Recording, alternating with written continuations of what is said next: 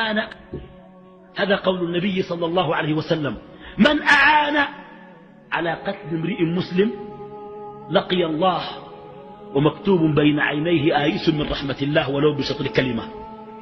من أعان بنصف كلمة على قتل مسلم يأتي يوم القيامة مكتوب بين عينيه آيس من رحمة الله، بشطر كلمة، ليس بيد ولا بشطر كلمة، نصف كلمة. أعنت مسلم على أن يقتل مسلما تأتي يوم القيامة مكتوبا بين عينيك آيسا من رحمة الله. لا حول ولا قوة إلا بالله. لا حول. قال مسلمة، ما قال زنجي إفريقي عربي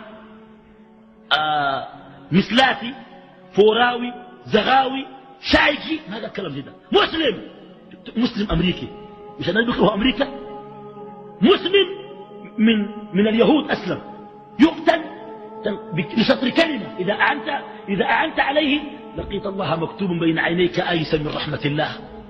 قال صلى الله عليه وسلم بعد أن طاف بالبيت الحرام الكعبة قال: ما أشرفك وما أكرمك وما أطيبك وأطيب ريحك، ولكن المسلم أعظم عند الله حرمة منك ماله ودمه وعرضه وأن لا يظن به إلا خيرا.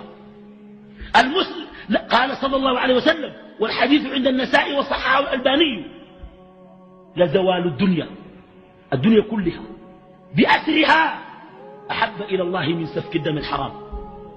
يا أخي قال تعالى: ومن قتل نفسا بغير نفس أو فساد في الأرض فكأنما قتل الناس جميعا ومن أحياها فكأنما أحيا الناس جميعا. زوال الدنيا بأسرها أهون عند الله من سفك الدم الحرام. بل قال صلى الله عليه وسلم: لو أن أهل السماوات الملائكة وأهل الأرض كمانوا أي فقط اتفقوا على قتل امرئ مسلم واحد أكبهم الله على وجوههم يوم القيامة ولا يبالي. بل ملائكة وبين ناس الأرض جميعا يجيبون كبوه في النار كلهم على وجههم عشان نفر واحد كلهم اشتركوا في قتله. لا حول